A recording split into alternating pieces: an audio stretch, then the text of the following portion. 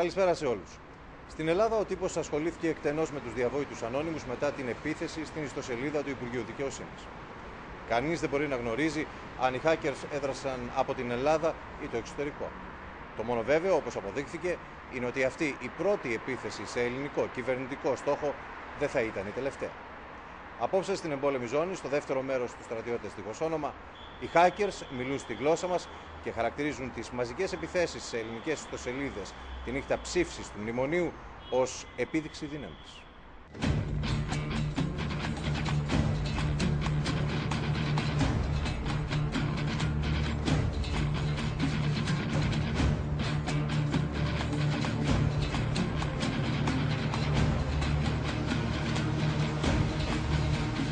Citizens of Greece, we are anonymous. We have been following the events currently taking place in Athens, and we have mixed reactions. We are saddened by the destruction and the ruin this campaign has caused Athens and the people living within it. Yet we can sympathize with them. The government has avoided the people's requests countless times. It has refused to listen to its people, and this is why we stand by the people of Greece. We have felt their pain and suffering. We cannot stand by and watch while the people are oppressed because of us. Εκείνη τη νύχτα, την ώρα που ξεκίνησαν οι ανώνυμους να χτυπάνε το site του Πρωθυπουργού και την ελληνική αστυνομία, παρακολουθούσαμε τα tweets από το Twitter τους. Ήταν 20 Έλληνες οι οποίοι, η μισή από αυτούς δεν περίμενα καν ότι θα ασχολούνται με το αντικείμενο. Είναι μια επίδειξη δύναμης. Όπως τα μέτρα τους είναι μια επίδειξη δύναμης, έτσι νομίζω και αυτό είναι μια επίδειξη δικής μας δύναμης. Ήταν ένας τρόπος να τους δείξουμε ότι αν δεν θέλουμε δεν θα λειτουργήσουν ποτέ. Μας έχουν κάνει να φαινόμαστε σαν εγκληματίες και δεν είμαστε εγκληματίες. Θα κλείσουν εμένα μέσα, θα συνεχίσουν οι υπόλοιποι και είναι πολλοί οι υπόλοιποι. Παρόλη τη μεγάλη απήχηση που έχουν οι ανώνυμους, θα έπρεπε να έχουν ακόμη μεγαλύτερη. Γιατί ουσιαστικά εκπροσωπούν κάτι καθαρό.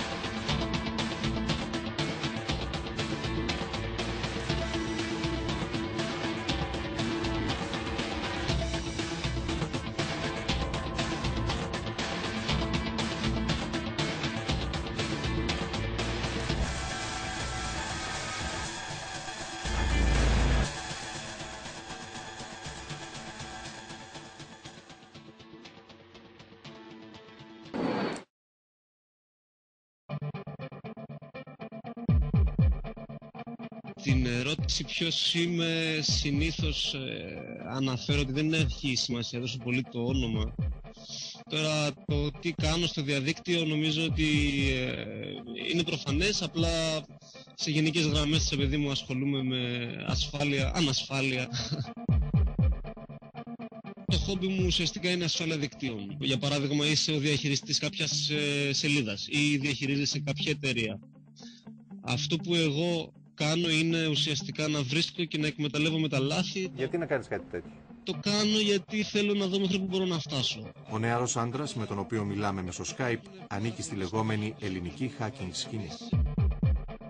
Όπως λέει ο ίδιος, διεισδύει σε ιστοσελίδες και servers για να δοκιμάσει τα όρια του.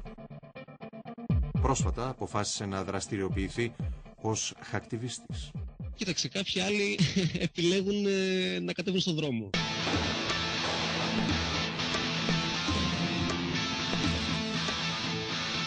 Κάποιοι επιλέγουν αυτόν τον τρόπο για να δείξουν ουσιαστικά ότι διαφωνούν σε κάποια πράγματα. Εγώ κάνω το ίδιο πράγμα από το ίντερνετ. Οι ανώνυμους ή όσοι έδρασαν για λογαριασμό τους έστρεψαν τη δύναμη των υπολογιστών τους στην Ελλάδα στις 3 Φεβρουαρίου του 2012 στις 6 το πρωί.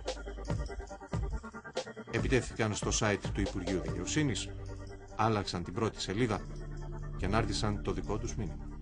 The defacement of the Ministry of Justice website, there were call-outs to other existing anon groups or cliques or teams or however you want to put it, that presumably, I presume from the call-outs being there, were groups that had provided expertise to anons within Greece. Στόχος hackers έγινε το πρωί στο σελίδα του Υπουργείου Δικαιοσύνης. Η δικαιοσύνη έρχεται, έγραφαν σε μαύρο φόντο στο site, ενώ στο βίντεο που ανήρτησαν κατηγορούν την κυβέρνηση, μεταξύ άλλων, ότι μπήκε στο Διεθνές Νομισματικό Ταμείο χωρίς την έγκριση του λαού και σκότωσε τη δημοκρατία. Οι Έλληνες hackers, που υποστηρίζουν ότι εκπροσωπούν τη διεθνή ομάδα Anonymous, απειλούν ότι θα συνεχίσουν τα ηλεκτρονικά τους χτυπήματα.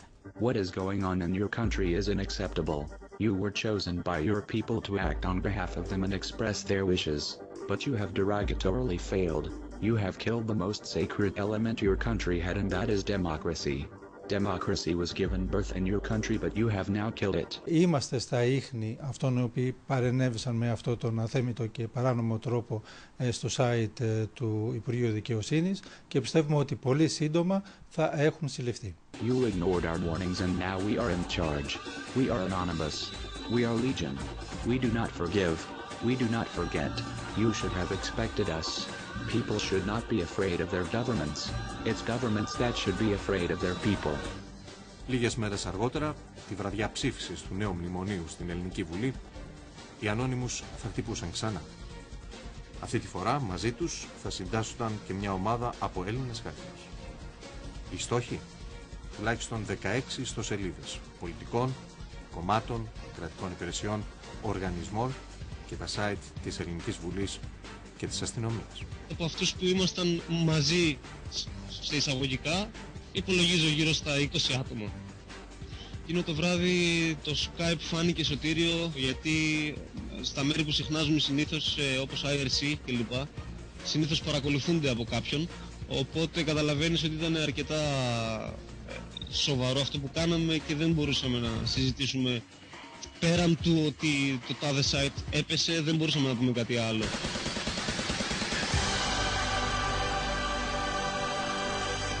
Στην Ελλάδα, τα διαδικτυακά χτυπήματα της 12ης Φεβρουαρίου θεωρούνται η μεγαλύτερη και πιο μαζική επίθεση σε πολιτικούς στόχους που έγινε ποτέ στη χώρα μας. Στις Ηνωμένες Πολιτείες τώρα, κάποιοι ανώνυμοι ακτιβιστές επικεντρώνουν την πλούσια δράση τους στον αραβικό κόσμο και πιο συγκεκριμένα στη Συρία. Και όλα αυτά την ώρα που κάποιες κυβερνήσεις προσπαθούν με αμφιλεγόμενους διεθνείς νόμους να θέσουν όρια στους χρήστες του διαδικτύου και στη διακίνηση πληροφοριών που γίνεται στο ίντερνετ.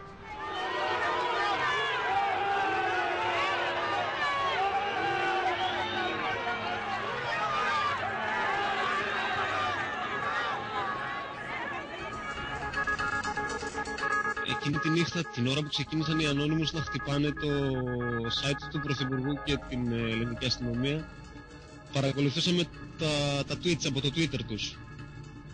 Όταν βγάζουν τις ανακοινώσεις Tango Down και δίνουν ένα website δίπλα, εννοούν ότι το site χτυπήθηκε.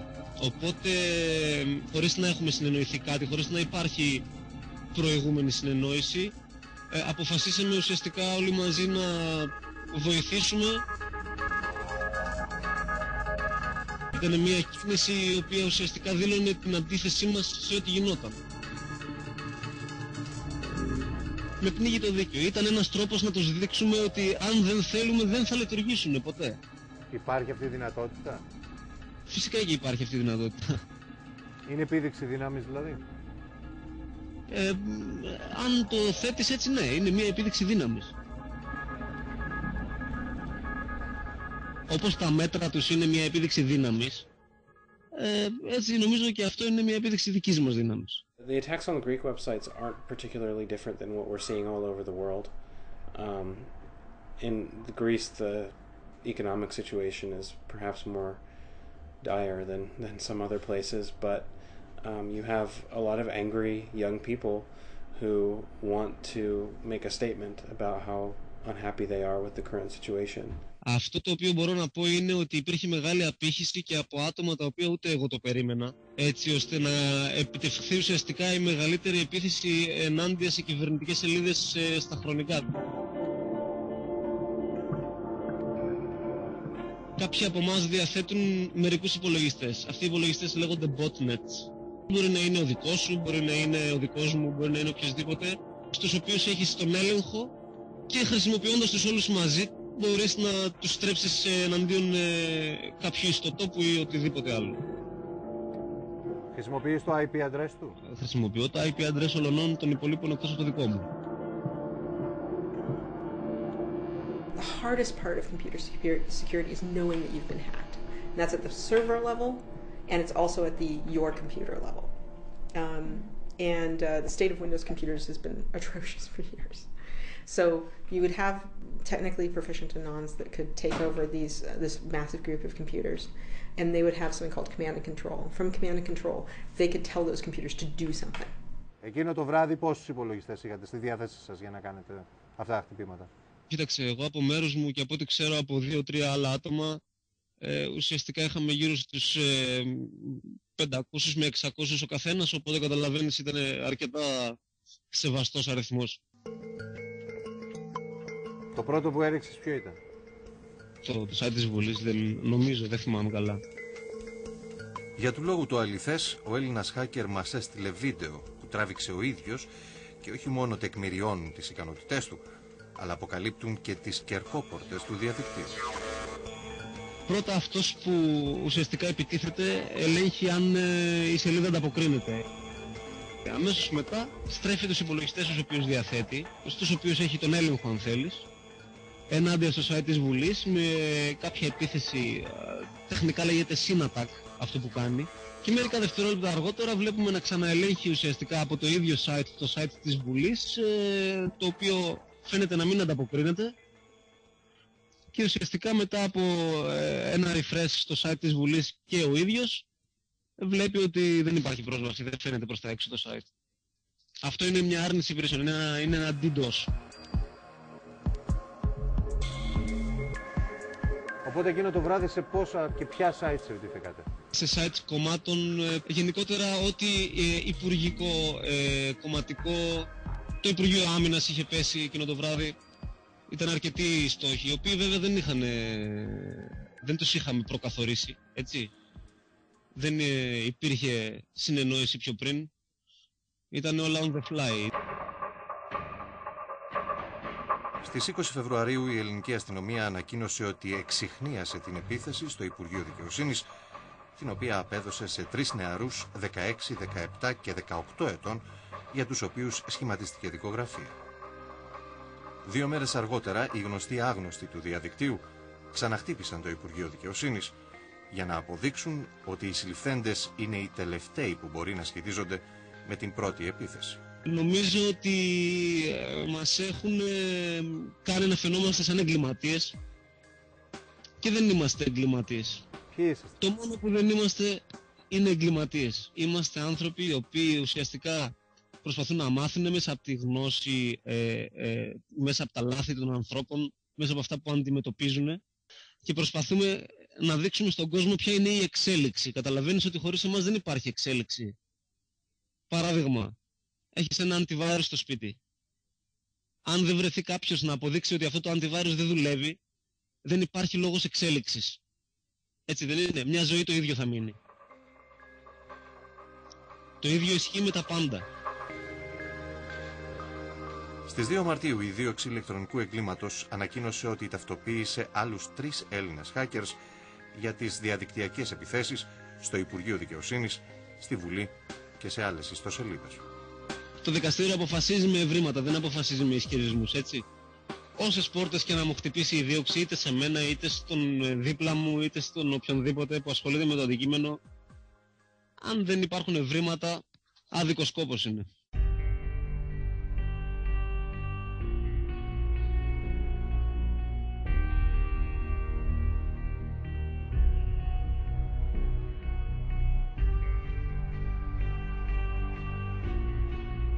Παρόλη τη μεγάλη απήχηση που έχουν οι ανώνυμους, θα έπρεπε να έχουν ακόμη μεγαλύτερη. Γιατί? Γιατί ουσιαστικά εκπροσωπούν κάτι καθαρό. Κάτι το οποίο πολιτικά, κοινωνικά και προσωπικά για τον κάθε ένα είναι δίκαιο. Now the interesting point that they're making is the accusation is the Greek government is making decisions regarding the crisis there and the austerity program without truly consulting the Greek people. And I think that's a legitimate criticism. But who is anonymous, for instance, accountable to? There's nothing wrong about saying we're doing this on behalf of the Greek people, but at a certain point you want to say, and how do you know?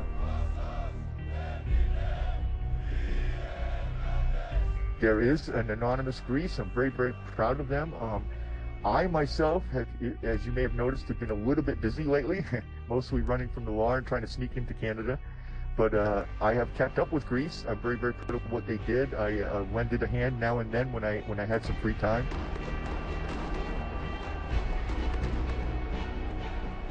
We're on your side. We have your back. We'll never leave you. We'll never stop until these cops stop hurting you. And your demands are our demands. We don't have any. It's up to you. Do what you need to do, and we'll be standing right with you. A minute, every day. We will never leave you. That's my message to the Greek people.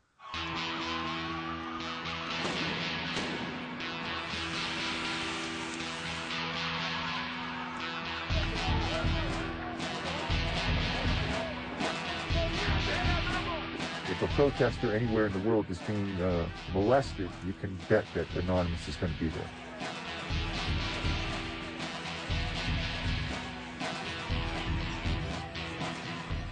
I think the Greek government is very fortunate that it's just been DDoS attacks and web defacements, because if their networks have been infiltrated, they won't know until it's too late.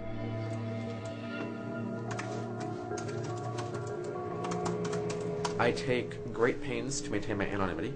I have multiple pseudonyms and multiple names in different countries around the world. I have access to multiple machines in multiple countries around the world. I have multiple email addresses.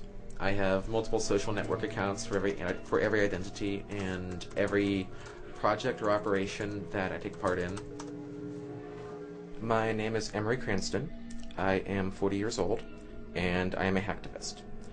I have been a hacktivist for approximately 15 years, and most recently I have become an agent of Telecomics. Ο Έμερικ Κρίμστον, στη συνέντευξη που μας έδωσε, χρησιμοποίησε ένα από τα πολλά ψευδόνυμά του στους Telecomics. Οι Telecomics πρωτοεμφανίστηκαν πριν μερικά χρόνια ως ομάδα πολιτικής πίεσης στην Ευρωπαϊκή Ένωση. Σύντομα εγκατέλειψαν την πολιτική προπαγάνδα, θεωρώντας τη ανεπαρκή, και άρχισαν να προωθούν πιο άμεσες δράσεις μέσω του διαδικτύου. I would say that Telecomics has at any given time between 500 and 1,000 agents. And there are probably another 9,000 or 10,000 other hacktivists around the world who are not agents of Telecomics, but either sympathize or assist however they can without necessarily making their identities known. There are agents of Telecomics who are also members of Anonymous, and there are members of Anonymous who are also agents of Telecomics.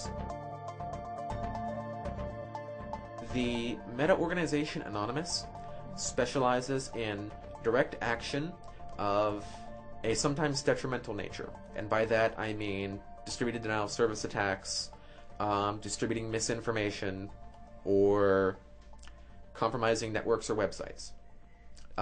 Telecomics is the other side of the coin in that they build new communications networks, they build new services that people can use to exchange information and organize, and they assist people in speaking their minds.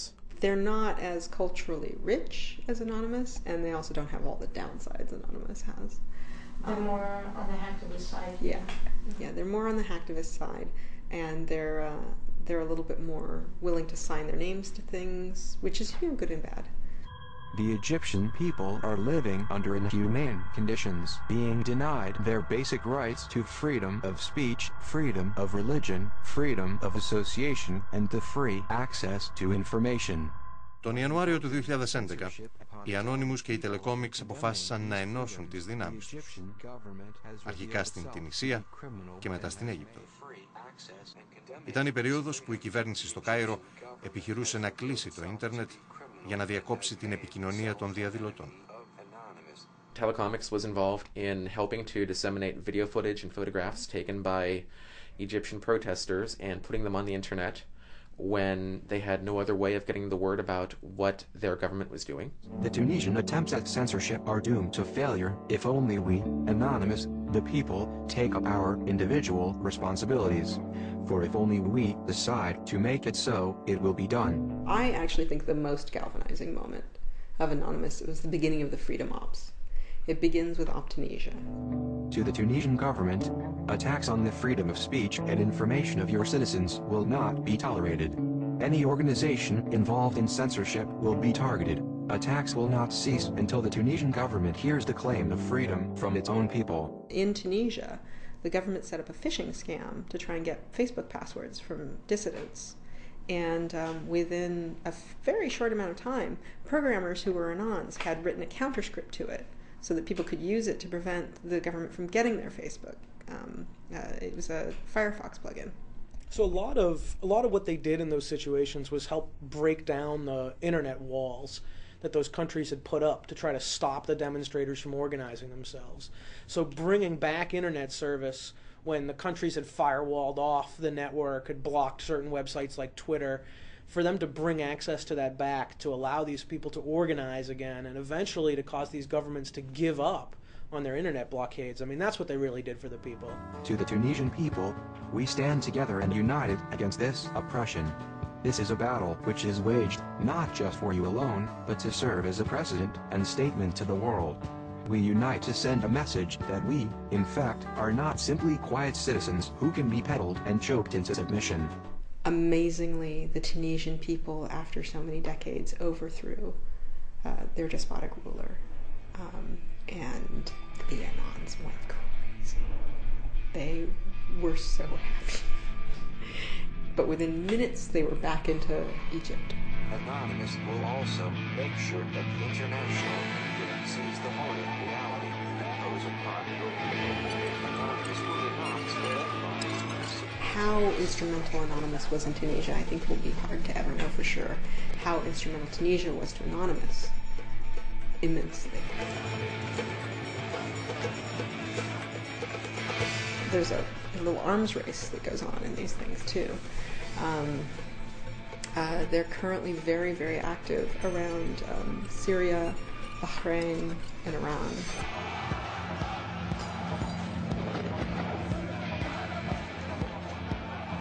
When we take on a monster like Assad in Syria, it's full-blown asymmetrical warfare. Psychological warfare, cyber warfare, information warfare, and it will be multi-front. It will be an asymmetrical attack that will come from every direction at once. Greetings to our friends around the world. We are Anonymous, the global resistance to tyranny. As you read this, Bashar al-Assad, president of Syria, wages a bloody and brutal war on his people who seek nothing more than self-expression in the face of oppression. The Syrian government actively controls the free flow of information for its own sinister motives through a complete international media blackout. We have taken all of their cell phones, all the government cell phones of Syria are offline now because of us. All of the Syrian websites are offline, government websites. All of their communications are being interfered with and jammed. Their telephones, their faxes, their emails. Anything that we can do, basically. Any psychological operations, trying to terrify the government officials into defecting, information warfare, getting leaks from the databases of the Syrian government and then leaking information out, which we recently did with Assad's emails. And then we put people on the ground. We had a team of 15 people that were Anons and PLFers that were expatriate Syrians that we sent into Syria. And their only goal was to try to get journalists and reporters into Syria and into the Syrian safe houses in Damascus so that they could report. Unfortunately, that team 3 days ago was taken. We have no idea if they're alive or dead. The entire team was taken. All 15 of them were caught. But that's a sort of... Ο Commander X, ηγετική φυσιογνωμία των Anonymous, αν και φυγάς και καταζητούμενος από το FBI, λέει ότι ο ίδιος και οι ομάδες του συνεχίζουν τη δράση τους ενάντια στο καθεστώς της Δαμάσκου. Εξίσου ενεργός στις επιχειρήσεις των hackers στον αραβικό κόσμο είναι και ο Emerick Crimston των Telecomics. I was one of the people who figured out not only that telecommunications surveillance equipment was deployed in the networks of the Syrian telecommunications infrastructure, but I also helped figure out what it was, who manufactured it, where it came from, and specifically what was being blocked by the Syrian government. Another way to put it was we discovered that the Syrian military was specifically stalking certain protesters, and then when they were on their way to a protest, telling them or calling them on their cell phone and saying, "We know this is a fake cell phone. We have 2 people at your house. We know your mother, father, and your brother and sister are there. If you want to come back to them, come back right now." Telecomix consists of hundreds, maybe thousands, of internet activists that work in the service of free communication. We use every communication technology that we master to try to keep the flow of information up. You are free to request anything from us. We do our best. This is one of the tools that we've trained people to use. It's called Tor. It is a network which seeks to obscure the nature and the destination of traffic by sending it through volunteer nodes around the world.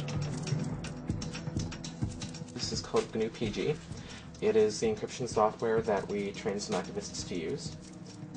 We train them in what it does, how it works, how to integrate it into what they do every day, how to use it safely, and how to use it to securely send email over networks that are likely under surveillance and cannot be trusted.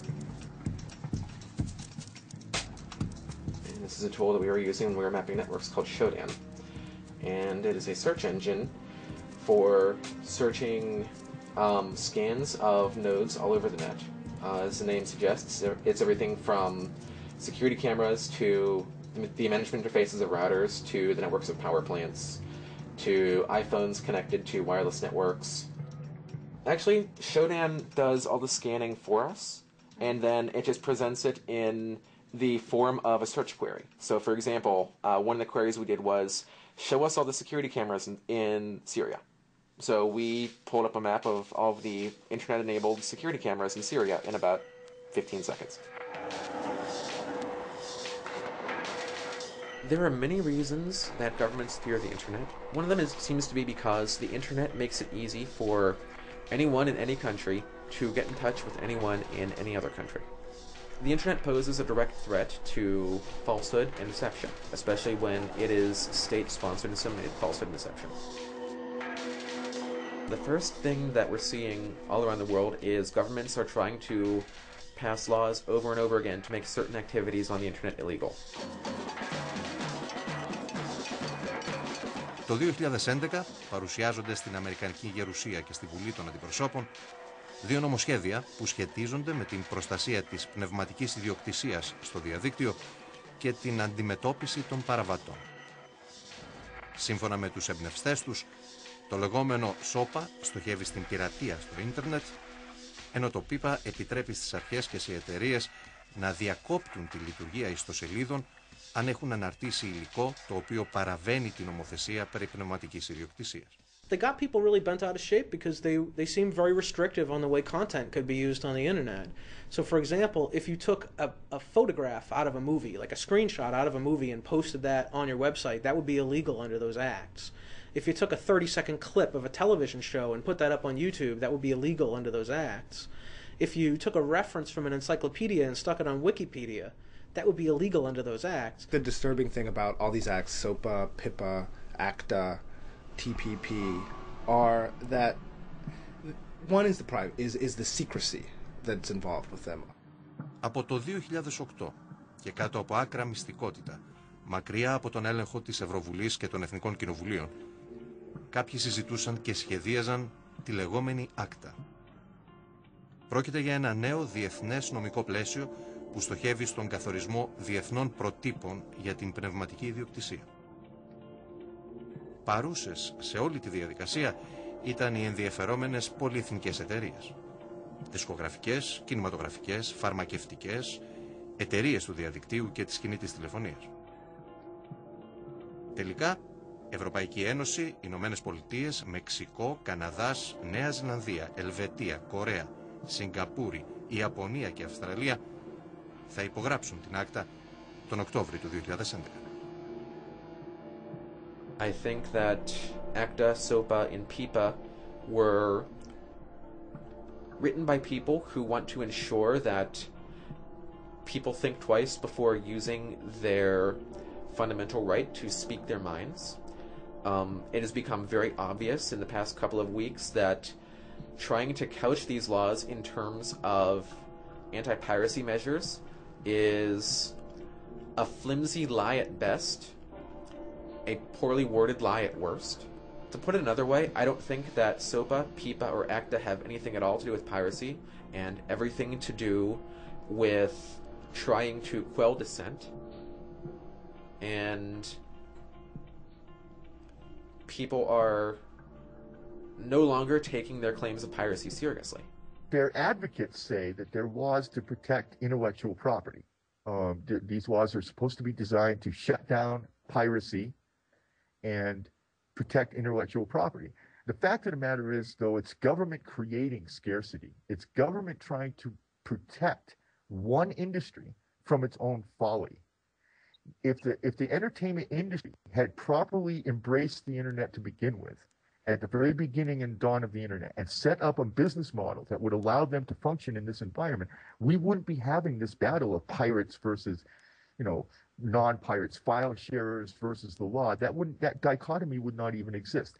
But they chose to ignore it. They chose to take a militant and belligerent approach to file sharing, and they created this giant battle now, this giant contest, and they're going to lose because the reason they're losing money is they're putting out crap.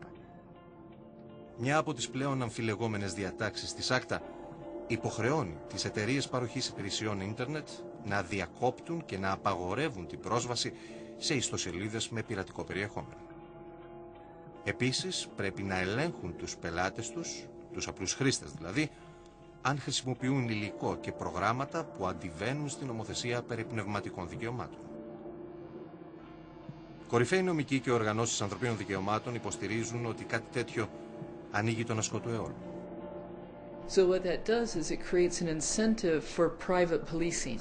That's not how it works. If somebody breaks a law, whether it's a commercial law, which most intellectual property protection laws are commercial laws, or criminal law, it's the state that should be enforcing it. They shouldn't be going to internet service providers and saying, you surveil your users and you control their behavior. We are anonymous. It has come to the attention of the anonymous activist community that you have chosen to stand by the Stop Online Piracy Act. This act will halt online businesses and restrict access to many sites for many users. Supporting SOPA is like trying to throw an entire company from off a bridge. The fuel to Anonymous from that was incredibly important in a lot of the activism that went on, including ACTA. Like you had them. The hive mind was buzzing and angry when the ACTA stuff came on. Justice will be swift, and it will be for the people, whether some like it or not. To those doubting our powers, we've infiltrated the servers of Bank of America, the United States Department of Defense, the United Nations, and Lockheed Martin. Operation Blackout. Engaged. Operation Mayhem. Engaged. Supporters of SOPA. You should have expected us. Τον Ιανουάριο του 2012, οι Αμερικανικές αρχές έκλεισαν τη δημοφιλή ιστοσελίδα διανομής ταινιών, μουσικής και προγραμμάτων Mega Upload. Η κίνηση αυτή θεωρήθηκε αιτία πολέμου για τους ανώνυμους και όχι μόνο.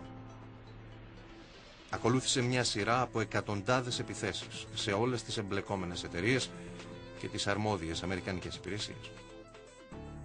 So what Mega Upload did in this narrative was that it showed people on the internet and in Anonymous that the government, the U.S. federal officials were going to come in and take away the internet if they didn't fight. It really was a martial moment. Like, it made people incredibly angry. Greetings, members of the world. A new era has come. Anonymous is no longer playing nice, and we do not intend to ever play nice. We were not hesitant, and we acted quickly. Remaining to our word, we took down their main sources. UMG, MIAA, FBI, all down. Our power is too strong. And soon they will have to listen to the people. This is a time of action. We, as a nation, must come together and fight the tyrants. In my personal opinion, giving a government the right to bring down a website at the DNS level simply because of a copyright claim would give a government a lot of unprecedented power to control the way the internet works. I would guess that virtually every government in the world is trying to figure out how to control the internet. I think even the most rights-respecting country, you'll find that they'll often say they respect freedom of expression and information, but only to the extent that they feel like they actually can control it. There was loud cheering because it happened. Okay, normal coffee is fine. The other problem we have is that governments tend to look at the internet, as media companies do, as if it were a medium. We were kind of godlike. We see the world in our own image. We think everything is a medium. But it's not. The internet is more like a street corner out here on Times Square. It's where people talk to each other. And some people are smart and some people are stupid. Some are good, some are bad. It's life. The internet is life, so all that life is on the net. On the public streets, we supposedly have, this ability to express ourselves constitutionally protected, but we haven't updated our laws to bring those freedoms to the internet. Instead, we're actually doing the reverse. Like, we're taking those freedoms away from the internet. And so that's the tension there. And so you have people like Nicolas Sarkozy in France who vow to civilize the internet. Well, frankly, sir, I don't want you to do that. I don't want you to harm my internet. And I think we're going to see this as a constant struggle going forward. So SOPA and people were important because finally the technology community rose up in protest against this. And so that effort to regulate the internet was beat down for now.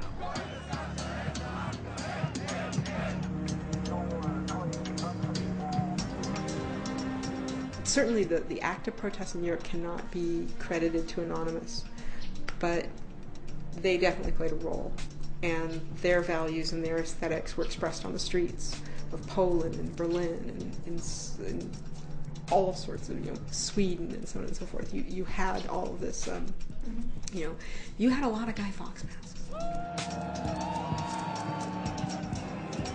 And that anger at having your tools taken away, no warning, and very possibly legally inappropriately, confirmed to many people that the state cannot coexist peacefully with the internet. That the U.S. government, other governments are going to have to destroy the internet. And so, as one Anon put it, it's World Web War. I think especially in Europe, we've been incredibly effective. I have, as my desktop, I'm looking right now at you, but behind you, it's a picture of the Polish Parliament. And half of the Polish Parliament is wearing Guy Fawkes masks for the vote on ACTA in Poland recently. And that's recent. That's just 2-week-old picture, and that's my desktop. That's us winning. That's us winning. For me, the Polish Parliament picture was one of those moments that you know is historical. One of those moments when you can feel the press of history. Personally, when I saw that, I just stopped what I was doing and I think probably stared at that picture for 5 minutes, trying to understand how we had gotten here. We are anonymous. We are legion. We do not forgive. We will not forget. Expect us.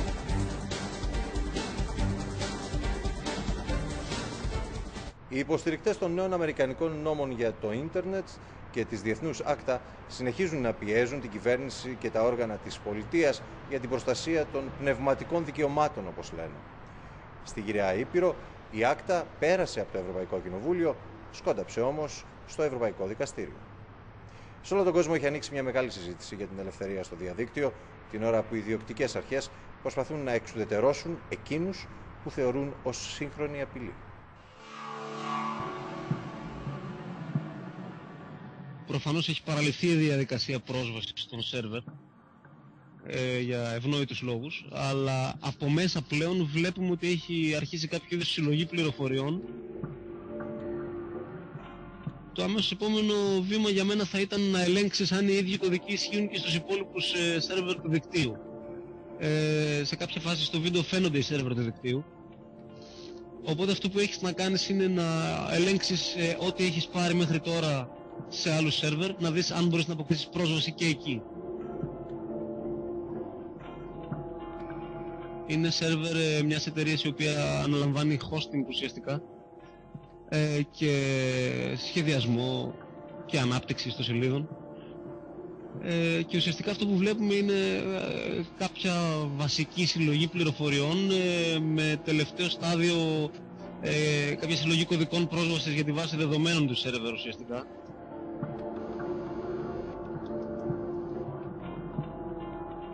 Internet is a really high crime neighborhood. So when I think about the internet, I think about the kind of place where I want to have my doors locked and my windows closed and my eyes open, sort of looking all around all the time. It's definitely the place where you can expect to get mugged the most often. The internet is crap. It was put together by idiots who only wanted to make money. The original internet, way back in the early 90s, was a very secure, very excellent way to communicate and exchange information. And then somebody got the bright idea that we would make money on the internet. We would turn it into a big, giant shopping mall.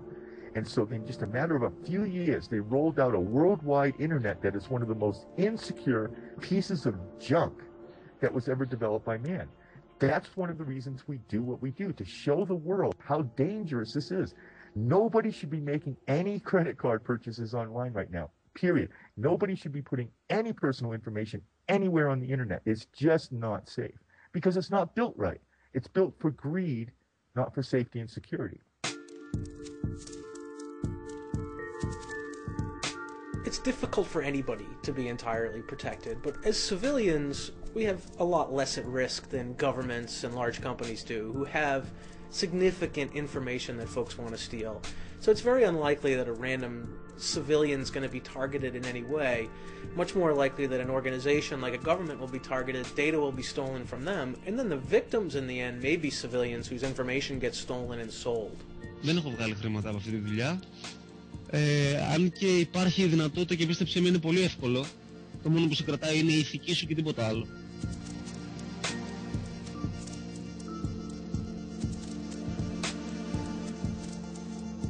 A lot of organizations have had their head in the sand for a very long time. They've had the attitude of, I haven't been hacked, so I must be secure. I don't care what my security team tells me. I don't care what the audit results are. I must be secure. And those attitudes have led to a lot of these incidents and a lot of these issues. So in some ways, Anonymous and other similar attackers are bringing to light some of the facts that security professionals have been talking about forever, that we're just not doing the right things for information security, and that's obviously a positive thing. At the same time, what they're doing is illegal. What they're doing is morally probably wrong. We ask for the attention of the world as the events that are unfolding are fundamentally influencing the course of history. Anonymous campaign will defend against any individual, organization, corporation, and/or government entity that seeks to hinder the free flow of information on the internet and beyond. Our methods may appear to be unjustly burdening our targets, but we argue that in this moment when the freedom of speech is under attack by the very institutions which are supposed to support it, drastic measures must be taken. Wir sind hier, wir sind laut, weil man uns die Freiheit raubt. I think that the future of hacktivism depends in great measure on the future of their opposition. That if we see more efforts to bear down on the internet and to restrict it and control it, then there will be, no question, a reaction back to that. If this discourse about principles manages to keep down the efforts to control and restrict the internet, then there's less need for hacktivism. So we'll see. The economy, all these things, you know, the wealth disparities, the just blatant injustice, the wars of choice, all these things are not going away. And so, you know, you can't just stop a movement by saying, you know, by increasing sanctions, because you're not addressing the root cause of what's bringing these people out.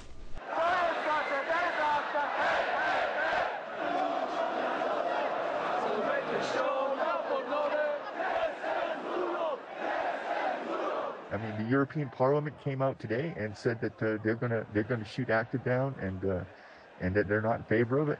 It's a matter of education. These campaigns where we have the massive street protests across Europe and America, where we had the Operation Cybergeddon, where we shut down almost 1,000 websites in a matter of a week here in the United States of America to fight SOPA. They're very effective, and we feel like we're winning. So I think we'll beat these laws. But it's going to be an ongoing process. These entertainment industries are just going to keep coming back for more. They're going to keep coming back until they realize that they're using a failed business model and then adapt to the situation. Then and only then will this battle really end.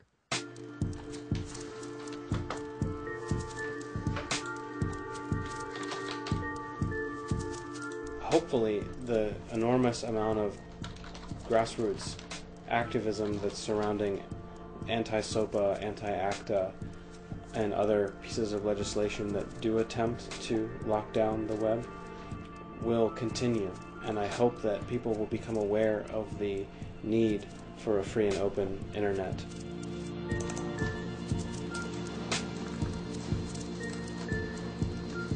Anonymous will together, facing their own identity, fight and sometimes die for your right to make poop jokes on the internet. Like whatever you want to do as an individual, Anonymous wants to make sure that the infrastructure allows you to do it. And it's somewhat selfish in that they want to keep making poop jokes on the internet, but it's also about a world that they want to exist in. Our message is clear. We support the free flow of information. Anonymous is actively campaigning for the school everywhere, in all forms. This necessitates the freedom of expression for the internet, for journalism and journalists, and citizens of the world. Though we recognize you may disagree, we believe that Anonymous is campaigning for you, so that your voice may never be silenced.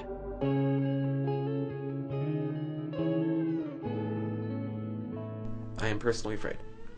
I know I'm under surveillance right now. Maybe not at this moment, but I have gathered evidence which makes me believe that I'm being investigated. And even if I am not under government surveillance, then I'm certainly concerned about my career. I worry greatly about losing my job simply because I'm trying to do the right thing. I don't regret my actions, and I don't regret why I'm doing them. That there is a personal cost. There is a personal cost. I can't deny that. There are some things that I've had to sacrifice to be an agent of telecomics, and I thought long and hard before making those sacrifices, and I think they were worthwhile. Επιθέσεις σαν και αυτές τις οποίες πήρες μέρος την Κυριακή 12 Φεβρουαρίου θα τις επαναλάβεις, θα το ξανά κάνεις? Αν υπάρχει λόγος, φυσικά. Αν υπάρχει λόγος, ενδιασμός δεν υπάρχει. Φόβος? Αρκετός. Όχι σε σημείο να με σταματήσει όμως. Οι δικοί σου άνθρωποι γνωρίζουν τι κάνεις? Οι περισσότεροι ναι. Αυτό το οποίο πρέπει να καταλάβει ο κόσμος είναι ότι επειδή δεν μας βλέπει δεν σημαίνει ότι δεν υπάρχουμε. Πίστεψέ με, είμαστε πολλοί. Όσους και να σταματήσουν θα συνεχίσει. Δεν υπάρχει περίπτωση να σταματήσει ποτέ. Αυτού του είδους η διαμαρτύρια. Ποτέ δεν υπάρχει περίπτωση να σταματήσει. Θα κλείσουν εμένα μέσα, θα συνεχίσουν οι υπόλοιποι και είναι πολλοί οι υπόλοιποι.